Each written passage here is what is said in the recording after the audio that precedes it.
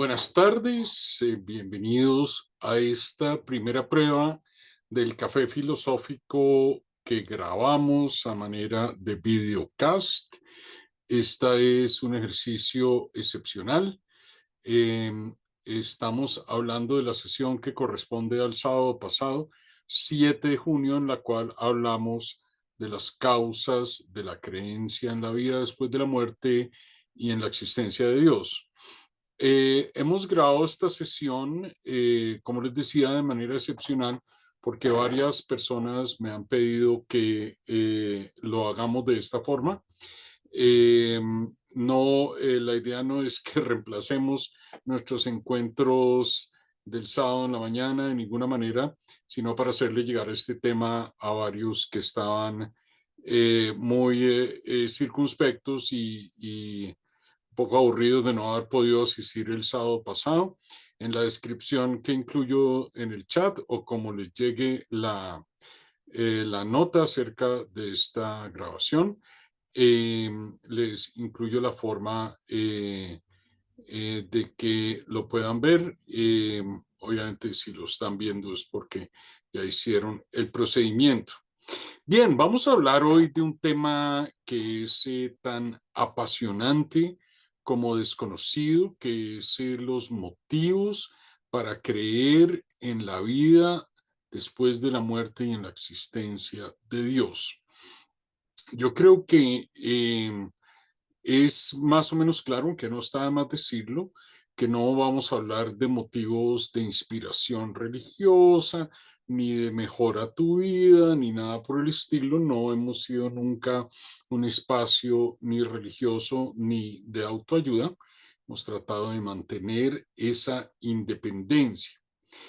Pero sí queremos explorar en esta sesión los motivos desde la ciencia cognitiva y también desde la psicología y la etología en las razones para creer en la existencia de una vida después de la muerte y en la prevalencia de un ser omnipotente que ha sido el creador, la primera causa, la divina providencia o como lo quieran llamar. Bien, entremos directamente en materia de lo que nos concierne hoy y ya verán a qué me refiero con ciencia cognitiva y etología, para que tengamos una simple referencia. Etología es la ciencia que estudia el comportamiento animal, pero el comportamiento animal interesado o muy centrado en el comportamiento humano. Y aquí vamos a hablar de uno de los exponentes más importantes de la ciencia cognitiva, cuál era Konrad Lorenz. Y vámonos a la presentación y comenzamos quizá con esa idea en mente. Una primera idea que nos va a ocupar en esta sesión. Permítanme un momento, lo compartimos el contenido de manera adecuada. Espero que lo estén viendo. Y lo haremos de esta forma. Creo que ahí tenemos la pantalla completa. Iremos entrando y saliendo de la pantalla completa. ¿Por qué creemos en Dios sin una vida después de la muerte? Esa es la pregunta que nos ocupa hoy y a mi modo de ver el tema no puede ser más interesante y exponernos a las reflexiones más pertinentes. Como les digo, no se trata de examinar tanto los motivos personales para creer en la existencia de Dios y en la vida después de la muerte, que ya de por sí son interesantes, sino en por qué tenemos estas propensiones como especie, como grupo humano. ¿Quién las puso allí? No se desarrollaron naturalmente, no las puso el Espíritu Santo dentro de nosotros. Bueno, si uno cree firmemente en esto, tiene una explicación ya, pero nosotros vamos a tratar de dar una explicación más cercana a la ciencia y a otros saberes que quizá, por lo menos a mi forma de ver, resultan más interesantes. Comencemos con esta idea de Konrad Lorenz. Bueno, y más que una idea de Konrad Lorenz, esta es una idea de un maestro de Konrad Lorenz, aunque se volvió muy popular a través del pensamiento de Konrad Lorenz. Konrad Lorenz fue un famoso etólogo, muchos de ustedes tendrán una referencia de Lorenz, los que tengan una similar a la mía, que hayan visto este famoso programa Naturalia, tendrán una referencia de Lorenz, porque era la persona que salía sumergida en un lago con dos gansos egipcios que le tocaban la cabeza a ambos lados. Algunos de ustedes recordarán que Lawrence se hizo en parte muy conocido, en parte por un experimento que hizo con estos gansos egipcios. Antes de que los gansitos eclosionaran de los huevos, él los tomó y la primera persona o el primer ser a quienes vieron los gansos fue a Konrad Lorenz. Y ellos tuvieron un proceso que después se llamó de fijación. Se fijaron en él, se centraron en él como si fuera su madre. Lo perseguían a todos lados, iban detrás de él, como harían en la naturaleza con sus madres. Esto le permitió a Lorenz hacer una serie de experimentos muy bonitos, ponía objetos extraños a la entrada de su casa, los gansitos los evitaban, de donde Lorenz definió muchos conceptos, la formación de un rito, el rodeo que daban los gansitos alrededor del objeto que les causaba miedo. Después Lorenz retiró de la entrada de su casa la pequeña estatua que atemorizaba a los gansos y descubrió que los gansitos seguían haciendo ese rodeo extraño y llamó esto la formación de un ritual. Esto les da una idea de cómo la etología procede, define estas categorías que creamos puramente culturales, las define en términos del comportamiento natural. Hoy nos interesa otra idea de Lorenz, que es esta: las capacidades que originalmente fueron dadas para el dominio de la naturaleza en el ser humano contemporáneo, dice Lorenz, parecen funcionar en el vacío o abiertamente producir efectos distintos de aquellos para los cuales originalmente fueron puestas en nosotros. La idea parece muy compleja, pero es muy sencilla, la repito. Muchas de las expedientes, capacidades, deseos, temores que adquirimos en nuestra historia natural surgieron en ese proceso evolutivo como especie, mmm, a pesar de que vivimos en un mundo distinto. Nuestro mindset, nuestro mobiliario mental es en esencia el mismo de hace 40.000 años, en el Neolítico. Las últimas modificaciones evolutivas importantes a nuestro cerebro vienen del Neolítico. Nosotros somos en esencia personas de hace 40.000 años viviendo hoy en un mundo muy distinto a este que tiene 40 milenios. Bueno, en términos evolutivos, 40.000 años es realmente nada, pero nosotros somos una especie reciente. Tomemos un ejemplo de lo que está diciendo Lorenz. Traten de imaginar hace 40.000 años lo que era conseguir azúcar. El azúcar era absolutamente escaso. La caña de azúcar es un pasto modificado genéticamente. Genéticamente, ¿por qué?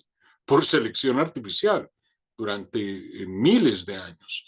Si ustedes llevamos 4.000 años o más modificando los pastos al punto que tenemos bambú gigante, es un tipo de pasto, y tenemos caña de azúcar, un pasto lleno de azúcar. Eh, pero en el Neolítico la caña o sus antecesores remotos eran absolutamente escasos.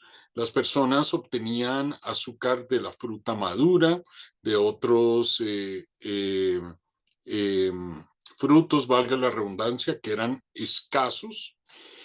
¿Y cuál es la inadecuación a la que esto nos expuso.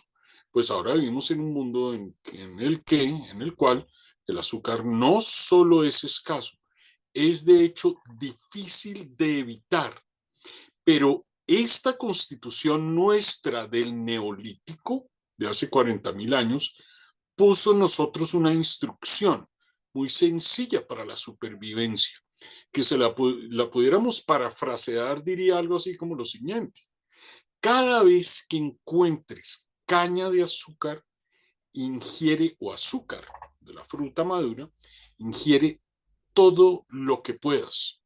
Ingiere todo lo que puedas.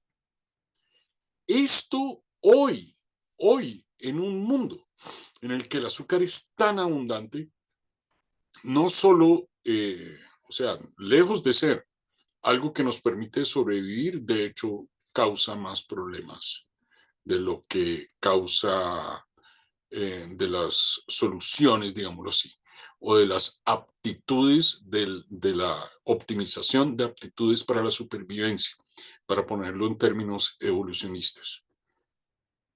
Comer mucho azúcar no nos hace bien en un mundo que está sobrecargado de azúcar.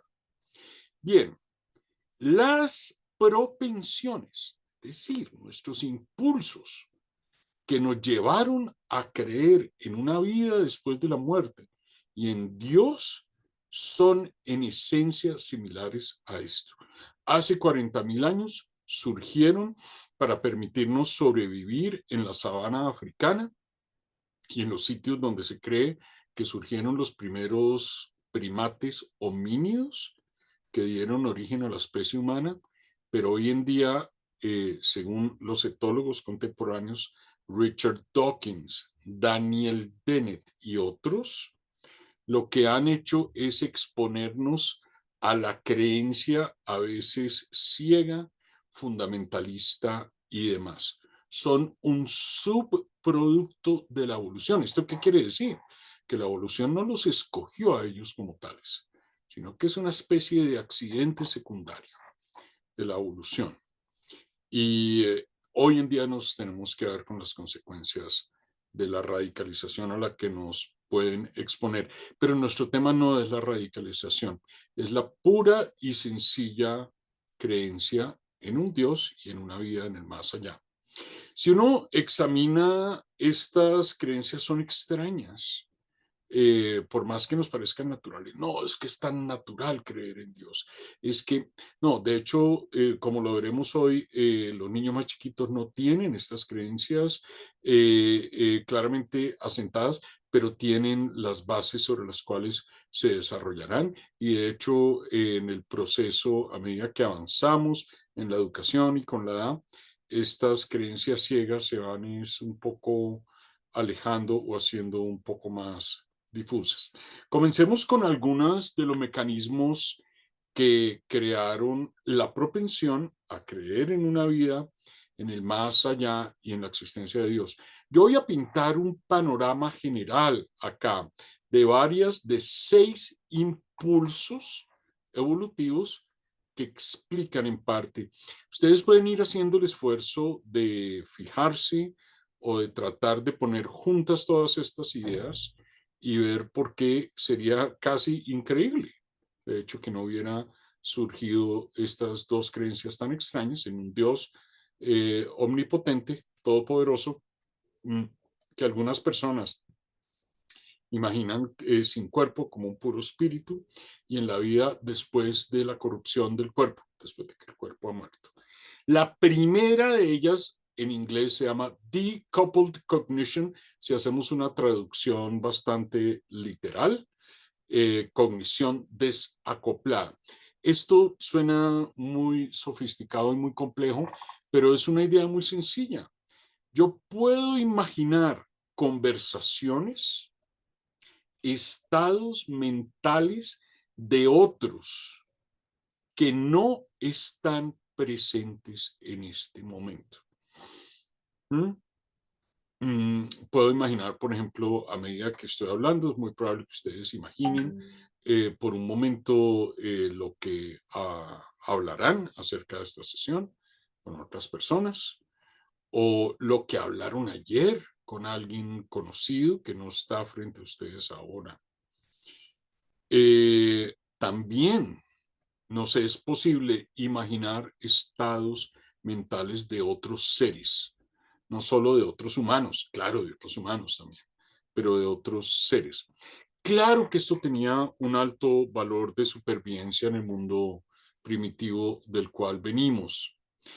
¿De quiénes descendemos nosotros? De los niños que podían creer, así no lo vieran, que en la cueva había un oso. Y a esto súmenle algo increíble. Si yo al niño le decía en una voz grave, al lado de la fogata, en la cueva hay un oso y el oso está bravo, no te metas allá, esto tenía un valor de supervivencia. Es decir, tristemente, el miedo y la ansiedad de seres que ni siquiera estábamos viendo, que ni siquiera podía que fueran una amenaza patente, eh, tenía un alto valor de supervivencia.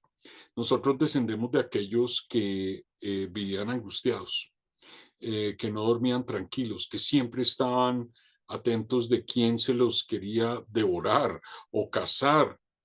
No descendemos del que se tranquilizaba y se despreocupaba por estas cosas. Y para ello era esencial poder imaginar estados mentales de otros, conversaciones con otros y seres que yo no estaba viendo en el momento.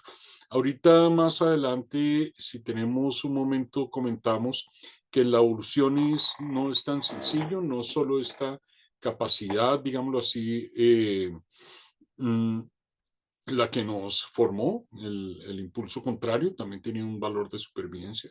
Ser atrevido a veces se pagaba con la muerte, pero a menudo tenía beneficios tan grandes que parte de nuestro genotipo también está compuesto por las personas que no creían en las historias. Somos una mezcla del escéptico y el crédulo. Por esto, ambas tendencias viven dentro de nosotros. Hay una suposición básica que la quiero comentar, quizás se la estén preguntando. ¿Cómo así que estamos hablando de un comportamiento que evolucionó? Bien, esta es una idea de Conrad Lorenz también.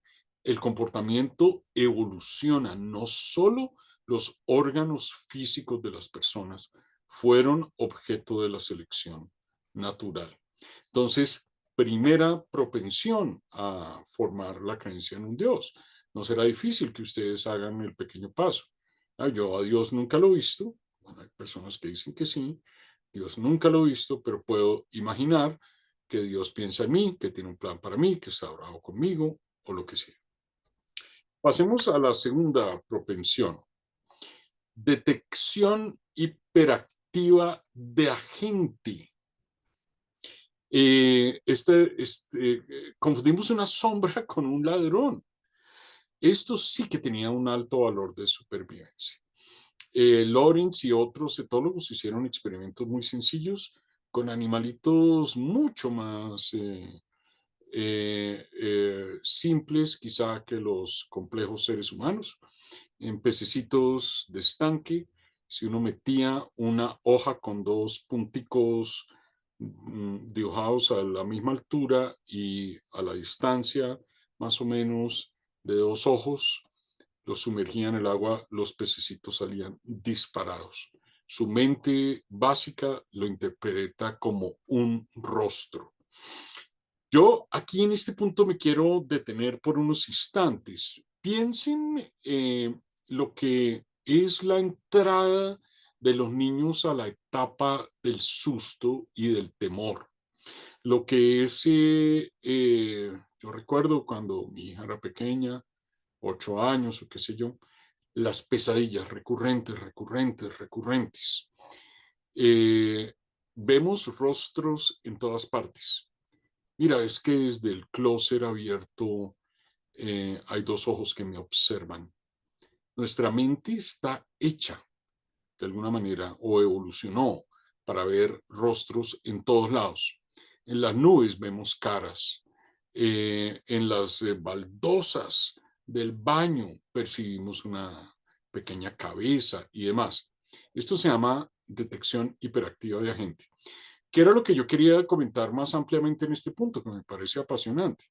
Cuando uno toma personas que no, o hace referencia a personas que no han investigado muy bien esto, eh, creen que las pesadillas y todo lo que es perverso, dañino, miedoso nosotros es inculcado por la sociedad.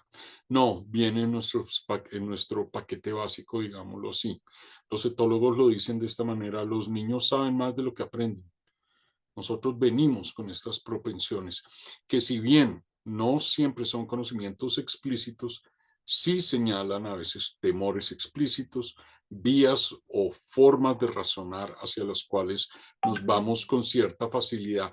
Vemos rostros en todos lados. Pasemos a la número 3.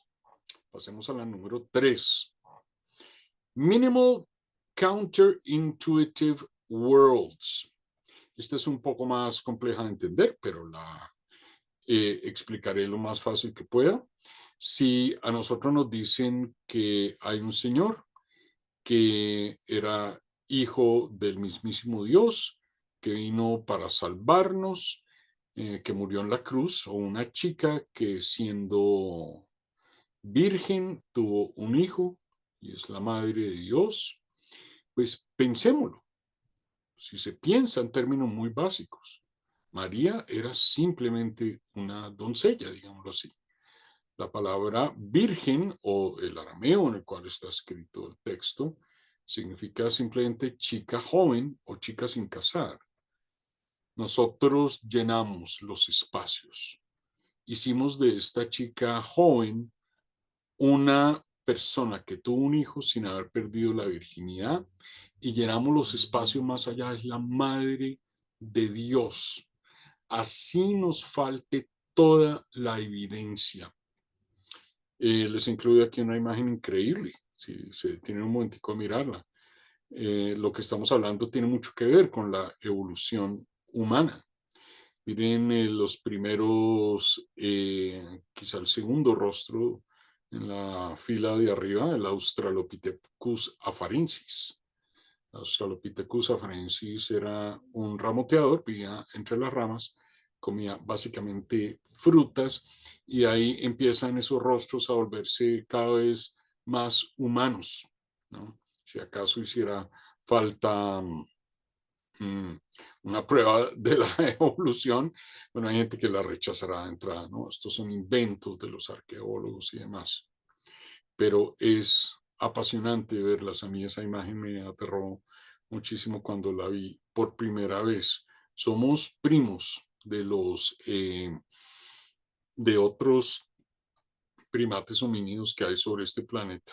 Compartimos el 98% de nuestro material genético con los chimpancés y los bonobos. Esto es impresionante.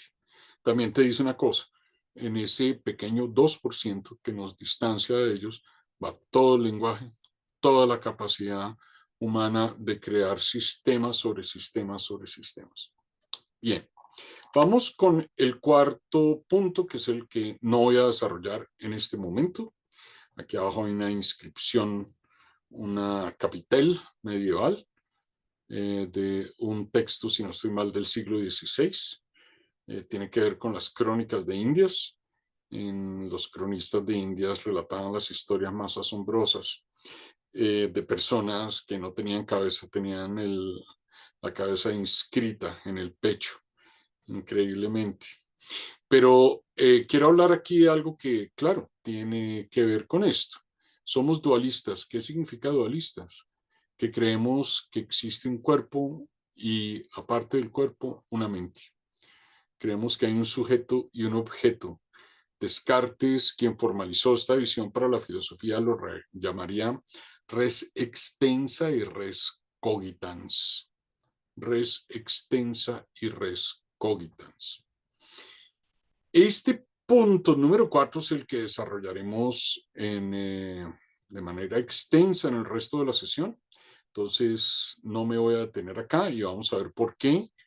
Vamos a examinar un experimento del 2005 apasionante, apasionante, acerca de cómo surge esta tendencia. ¿Por qué somos dualistas? Los niños son dualistas según esta visión experimental. Después podemos entrar en el debate de si el dualismo se sostiene o no, de si es factible o no, pero los niños son dualistas según este experimento psicológico del 2005 que veremos. Entonces no me voy a tener en este momento en él, pero pronto entramos en materia. Número 5 y número 6 las he puesto en una sola diapositiva. Esto es una imagen muy enternecedora. Es un monito, yo no me acuerdo si este es un rhesus o un macaco. Este es un experimento que se hizo en la década del 70 que se llamó el experimento de depresión anaclítica. Y simplemente consistía que en la jaula en la cual se creaba este monito ponían dos madres sustitutas, y una era como ven ustedes, una era un simple entramado de alambre, daba leche, ambas madres tenían un sistema del cual el monito se podía alimentar, y la pregunta era muy sencilla, nos parece tan obvio, pero vaya uno a explicar por qué. Eh, Obviamente, la otra figura materna era una madre que tenía un rostro básico, tenía felpa, era más, como se diría en inglés, más cozy, más acogedora. Obviamente, el monito prefiere la madre más acogedora. Pero uno dice, pero qué experimento tan tonto.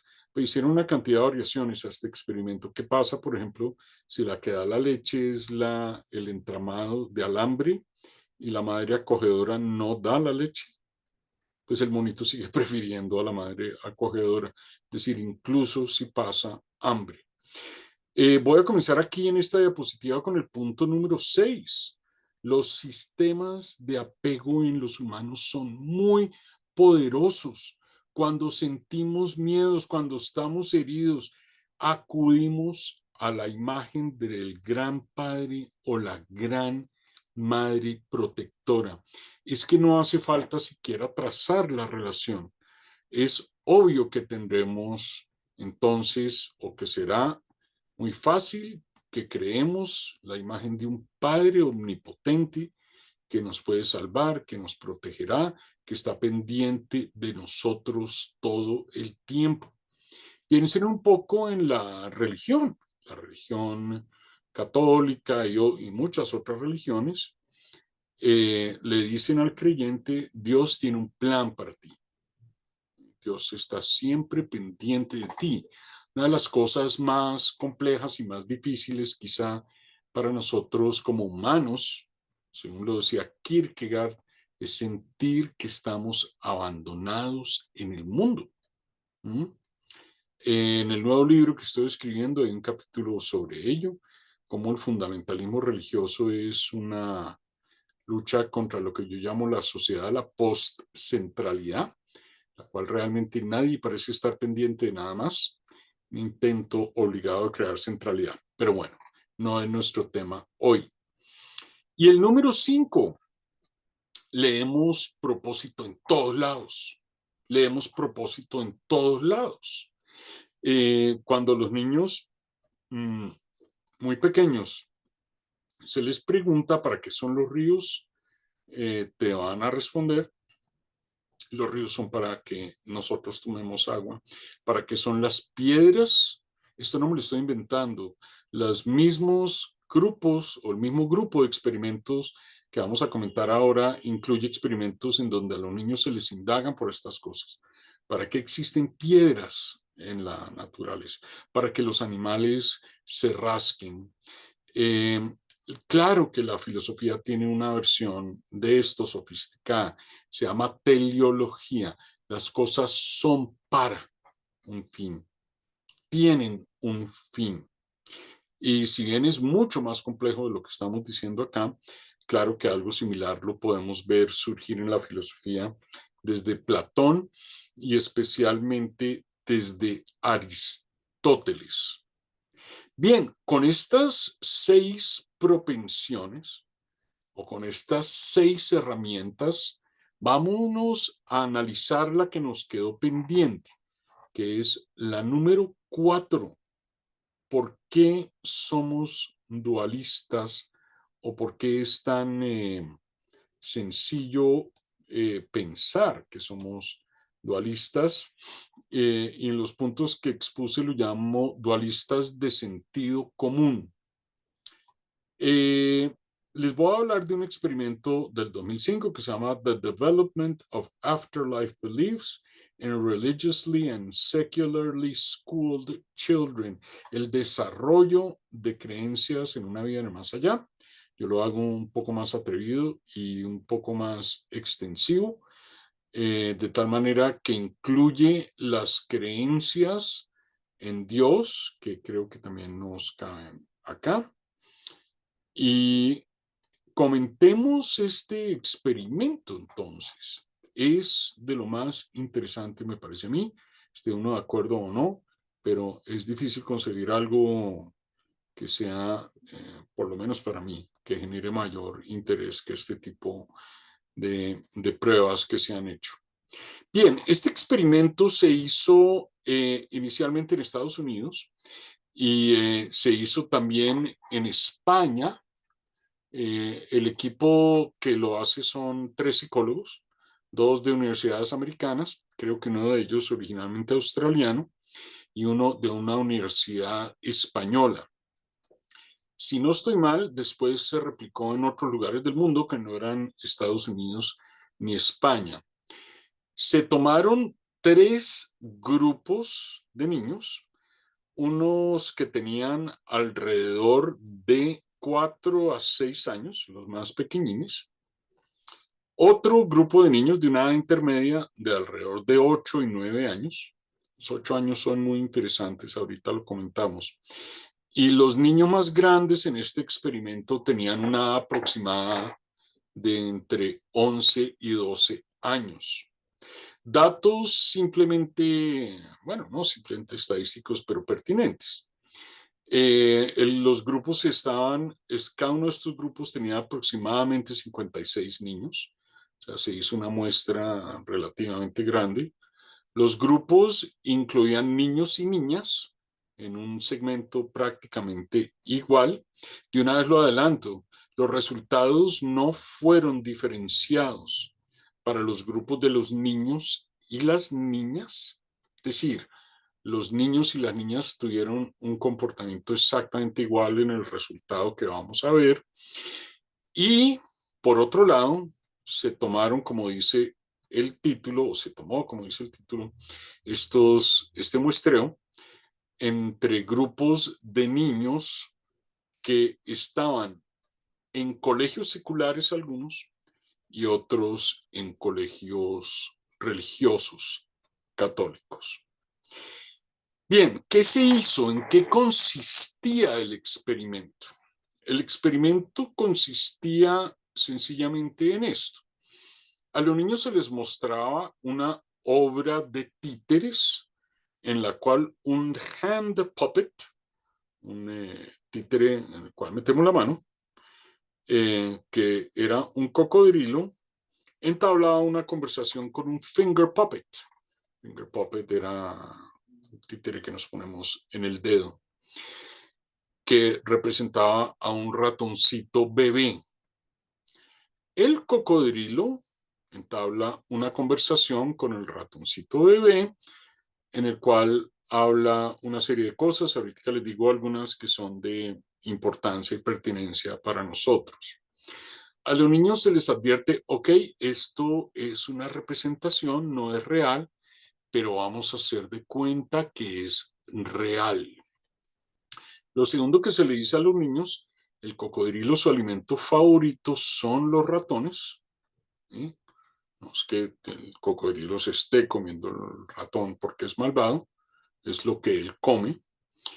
Y lo tercero que se le dice al niño es ten presente que el ratoncito es un ratoncito bebé. Estas tres cosas son las que se le dicen al niño. Eh, Quizá, bueno, no sé si vamos a incluir una cuarta que tiene que ver con la escenografía, el experimento. Todos los detalles que pongamos acá son muy pertinentes en la escenografía, por eso levanto yo una cuarta consideración. La escenografía absolutamente sencilla, están en un paisaje que simula un paisaje natural, hay un árbol, están al lado de unas flores y demás. Bien, en la obra les decía que el cocodrilo y el ratoncito entablan una conversación. Y no voy a entrar en todos los detalles de esa conversación, pero algo le dice el ratoncito al cocodrilo en el sentido de que está bravo con su hermano, de que extraña irse para su casa, quisiera irse para su casa, y algo sobre su mamá. Bien, obviamente podrán ustedes suponer que en esta representación de títeres sucede que el ratoncito es comido por el cocodrilo. Los niños dejan de ver el ratoncito y, claro, suponen el ratón está dentro de la barriga del cocodrilo, presumiblemente muerto. ¿Por qué digo presumiblemente? Ya lo van a saber ustedes, presumiblemente. Bien. A los niños enseguida se les pide que respondan 12 preguntas.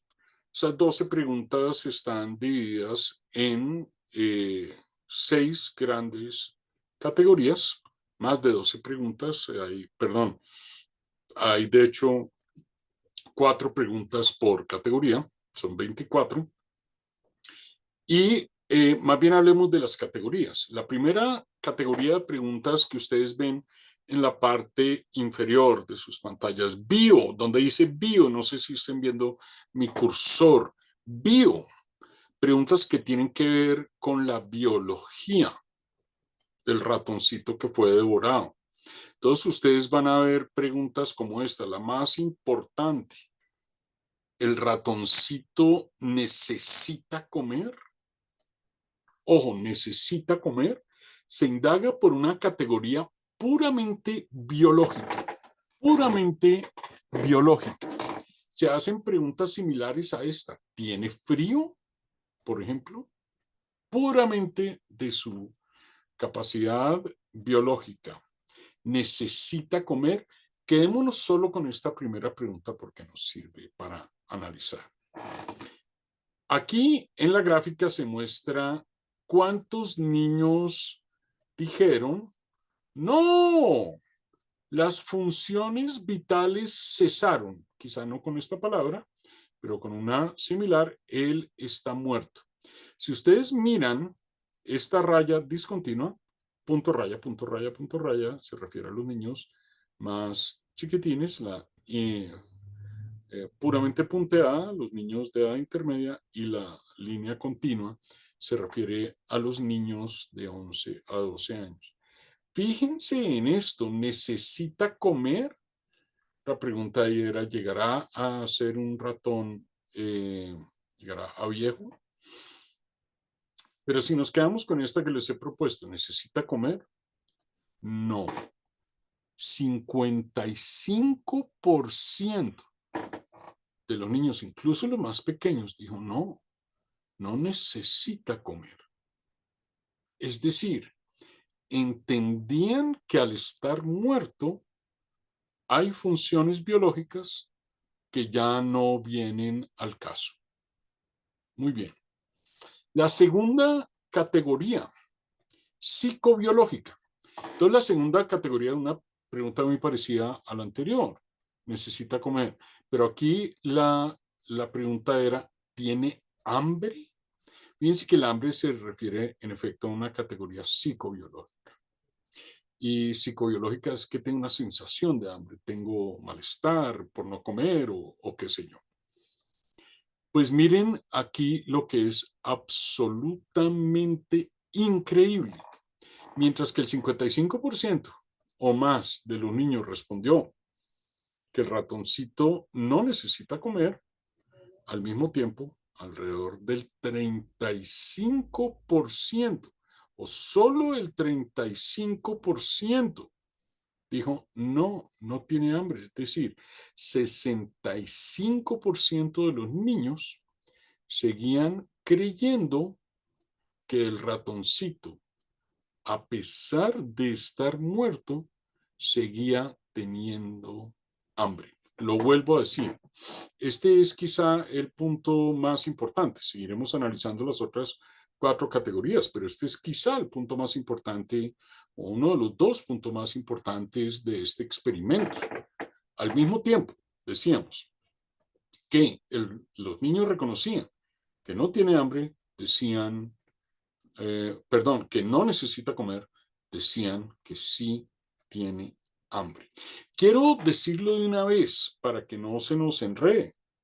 La pregunta aquí es ¿por qué somos capaces o por qué tenemos esta propensión a adscribir estados psicobiológicos cuando creemos que no existe el estado biológico correspondiente? Lo vuelvo a decir, esto es lo que muestra el experimento. Lo que el experimento muestra es que así los niños creyeran que no hay un estado biológico, podían pensar y creer que había necesidades psicológicas relacionadas con ese estado biológico. Increíble, increíble. Esto, considérenlo por un momento, nos habla directamente de nuestra tendencia dualista. La tercera categoría es perceptiva, perceptiva. A los niños se les preguntaba. Bueno, antes de pasar a esta tercera categoría, fíjense que las gráficas siguen un comportamiento muy similar. Quizá solo los niños más grandes puntearon un poco más arriba, pero aún así estaba más bajo que en su respuesta anterior, con lo que se refiere a las capacidades psicobiológicas. Perceptivo, se le preguntaba a los niños, ¿el ratoncito puede oír los pájaros que cantan por fuera de la barriga del cocodrilo? No, dijeron casi el 60%, no. Esto estuvo bastante alto, no, no los puede escuchar. Pero, de nuevo, ¡fum! Volvemos a bajar de manera radical cuando la categoría es emocional. El ratoncito tenía susto, el ratoncito sentía amor por su madre todavía. Esta pregunta se hizo, es de hecho una de las preguntas que está en el experimento. Su madre, él sentía amor por su madre, aún estaba bravo con su hermano y al menos 78% de los niños más pequeñines decían sí, tiene estos estados emocionales, a pesar de estar muerto. Ustedes ven aquí surgir la tendencia dualista en pleno, pero quizá donde más bajo calificaron los niños, es decir, mayor propensión a creer que había un, todavía había funciones, era cuando la categoría se refería al deseo. La pregunta aquí, o una de las preguntas en esta categoría llamada deseo, era, ¿él todavía quiere irse para su casa? Sí, todavía quiere irse para su casa. La última categoría es epistemológica. Él sabe que está muerto. Increíblemente, incluso los niños más pequeños, al menos el 45% de nuevo, entendía que él sabía que estaba muerto. Bueno, lo cual es paradójico, porque saber que está muerto implica una función. Pero bueno, aquí tienen ustedes en esencia este experimento. Entonces, la gran pregunta que los invito a hacerse conmigo es, ¿qué está pasando acá? ¿Qué es lo que este experimento demuestra? Tómense un rato para reflexionarlo conmigo, por favor, a medida que deliberadamente hago un poco más lento la entrada en la siguiente sección. Si quieren incluso hacer pausa en este momento del video, tomar unas notas y lo que sea. Bien, yo creo que aquí están ocurriendo varias cosas. La primera y la más obvia es la misma conclusión que sacan los mismos experimentadores. Los mismos experimentadores, dejemos de compartir para entrar en diálogo como abierto. Los mismos experimentadores se basan en esta hipótesis de la etología que hemos dado. Claro, hay propensiones muy fuertes que nos marcan y nos llevan a que la creencia en una vida después de la muerte sea muy factible. Esas razones, esas propensiones, están dadas en los 6 puntos que mencionamos anteriormente.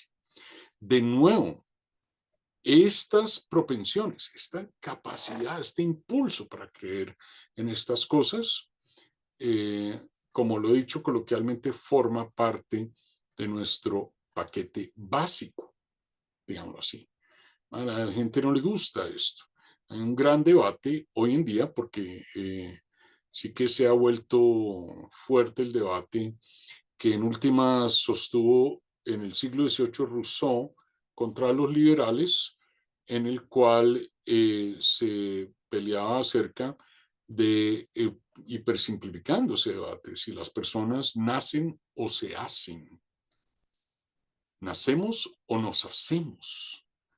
Nature versus nurture, se llama en inglés. Y este es un debate que yo llamo de los paseantes solitarios rusonianos, Rousseau, contra los chicos de Mercado Libre, los liberales. Los rusonianos creen que nosotros nos hacemos, básicamente. Estoy hipersimplificando.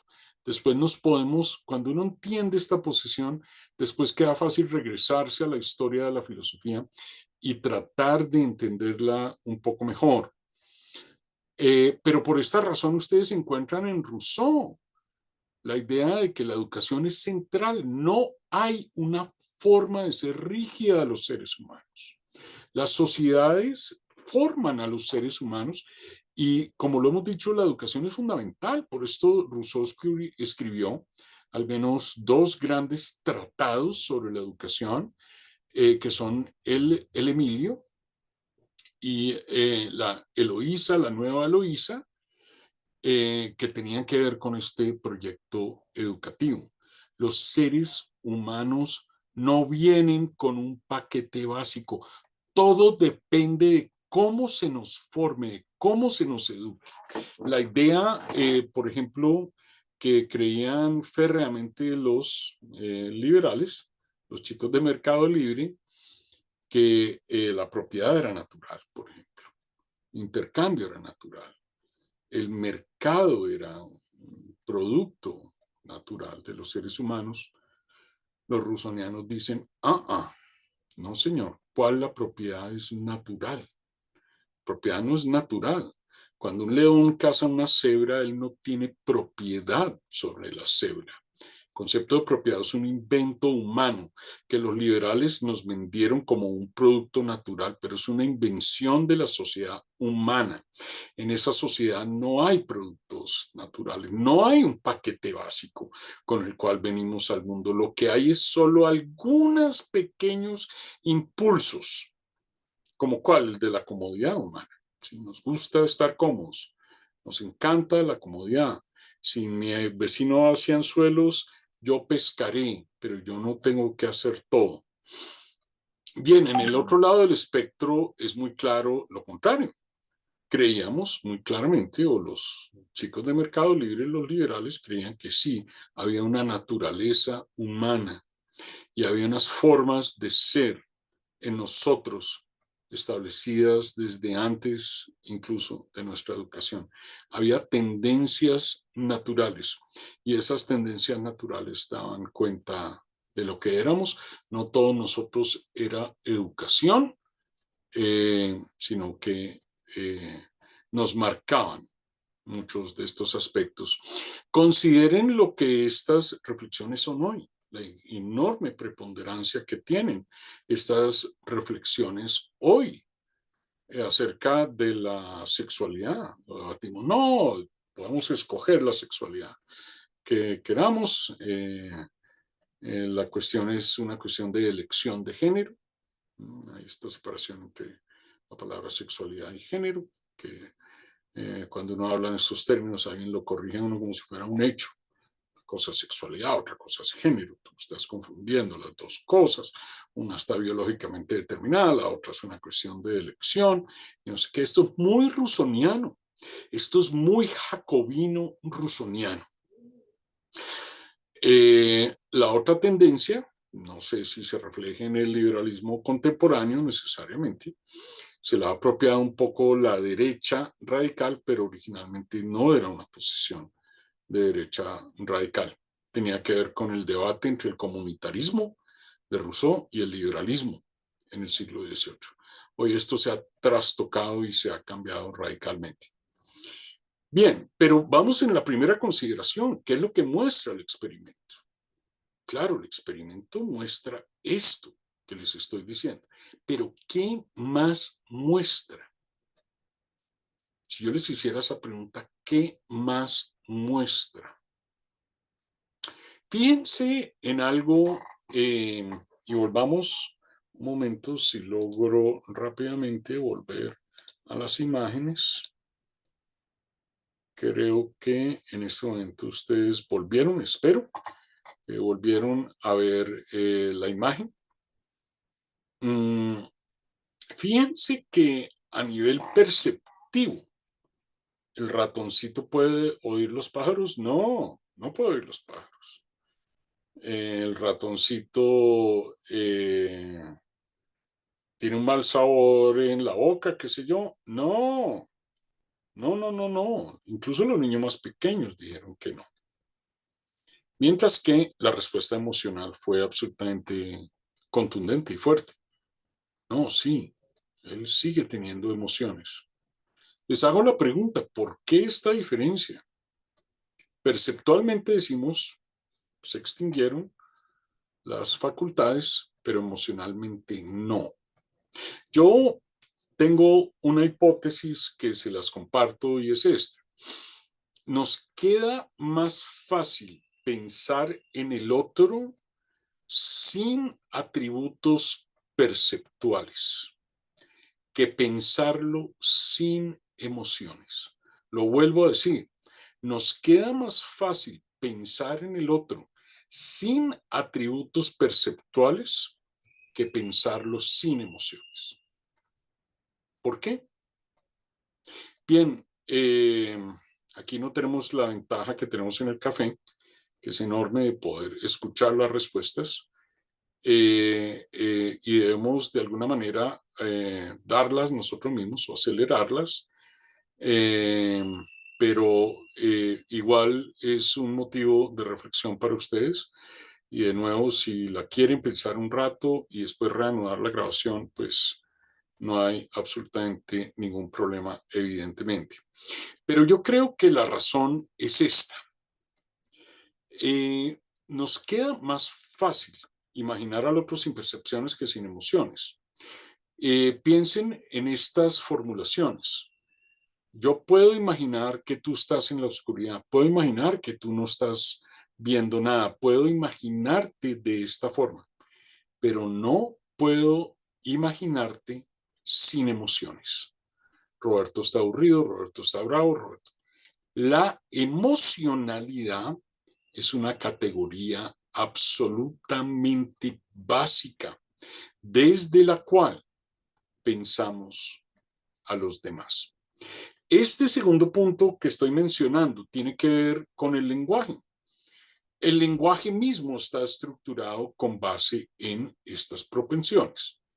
Entonces, siempre que yo hablo de alguien, hablar de alguien implica hablar de él como si de alguna manera fuese existente esa persona y tuviera estados emocionales. Yo me lo puedo imaginar ciego, sordo, en un cuarto oscuro, con los oídos tapados o lo que sea. pero no me lo puedo imaginar, por ejemplo, sin pensar. Así esté tratando de poner su mente en blanco para una meditación o qué sé yo. Esto de por sí es pensar. Este es quizá el punto de Descartes. Bien, y una tercera consideración que me parece a mí tan interesante, bueno, por lo menos son mis observaciones sobre este experimento. Miren esta categoría aquí que se llama el deseo. El deseo, esta categoría llamada deseo, es muy importante de cara a las consideraciones que yo estoy haciendo acá. ¿Por qué los niños puntuaron entre todas las categorías el deseo más bajo? Acuérdense que la pregunta ahí era, ¿él aún se quiere ir para su casa?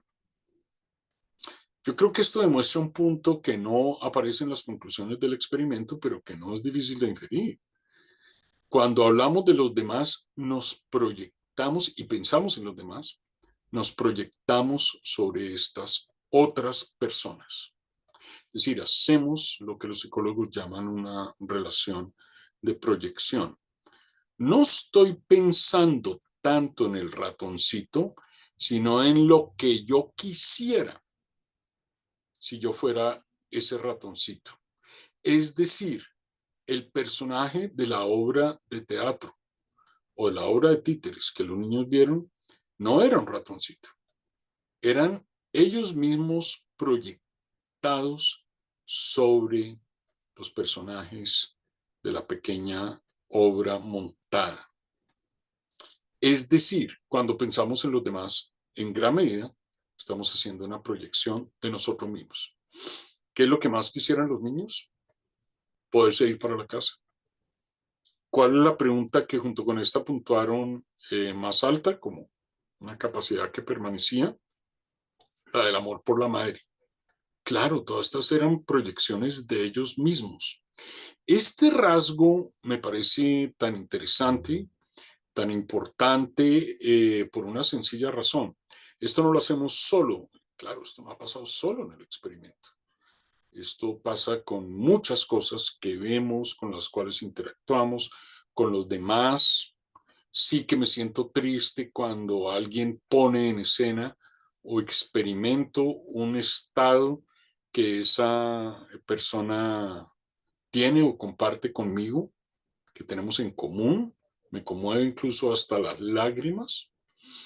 Los estados que me son ajenos, no tengo esta empatía con los demás, pero aquellos que yo siento claramente sí, tengo esta gran empatía con los demás. Y claro, esto era lo que los niños estaban haciendo, una proyección de sus propios estados sobre la obra que acababan de ver. Pero esto también denota siempre, como lo he dicho, siempre pensamos de esta manera o de esta forma sobre los demás. Esto siempre lo hacemos o en muchas situaciones se puede uno imaginar que la comprensión de los estados de nuestros semejantes son proyecciones que nosotros lanzamos sobre ellos. Eh, Hay un subtema aquí que me parece muy interesante. Los niños pequeños, fíjense que aquí los niños lo proyectaron sobre un títere, sabiendo que era un títere. Acuérdense que una de las condiciones del experimento, la cual se le dice a los niños, tengan presente que esto es una obra, no es real. Aún así proyectan estas emociones. Lo mismo hacemos con nuestros juguetes durante un periodo largo de la infancia. Hacemos y elaboramos relaciones de proyección. Eh, Piense por un momento en la Barbie. Algunos juguetes le juegan a las relaciones de proyección. Las relaciones de proyección no siempre son tan sanas. El niño o la niña ve la Barbie y no es que ella sea un, un otro ser con el cual yo juego, simplemente, sino que este ser soy yo. A lo largo de la vida adulta vamos teniendo más seres sobre los cuales nos proyectamos, algunos de ellos abstractos, otros no tan abstractos. Pero muchos juguetes incentivan esta relación de proyección. Yo soy la Barbie, yo soy ese ratoncito conmigo, lo cual genera angustia naturalmente y ciertamente no genera la otra relación que podrían proyectar nuestros objetos y nuestros juguetes, que son las relaciones de independencia. ¿Cuáles son estas? El hombrecito del Lego con el cual yo juego es otra persona, yo no tengo que suponer que soy yo, pero deliberadamente muchas empresas, Mattel, que hace los Barbie y demás, han sabido la enorme ventaja comercial que tiene crear relaciones de proyección. La Barbie es la Barbie médica, la Barbie veterinaria, la Barbie persona exitosa, etcétera. Con estas consideraciones, los pongo al tanto de lo que se habló en el café del sábado pasado, tema que fue muy interesante. Eh, claro, el giro que dio la conversación eh, viró hacia las creencias en Dios y los motivos por los cuales cada uno sostenía, o algunos de los participantes sostenían estas creencias. Eh, a mí me pareció una discusión muy interesante porque, claro, de nuevo, nos proyectamos también sobre el tema y queremos hablar públicamente de nuestra experiencia. Tengo entre las sesiones proyectadas que hagamos una ya no sobre los motivos etológicos de la creencia en Dios, sino los motivos más argumentales y personales de sostener o no una creencia en Dios. Pero por ahora, esta sesión, este es el contenido de esta sesión. Espero que lo hayan disfrutado con mucho gusto. Podemos, aquellos de ustedes que la hayan visto, eh, responder las preguntas que tengan o que vengan al lugar. Y nada, si no es otro motivo, nos vemos el próximo sábado en el Café Filosófico. Los espero. Gracias.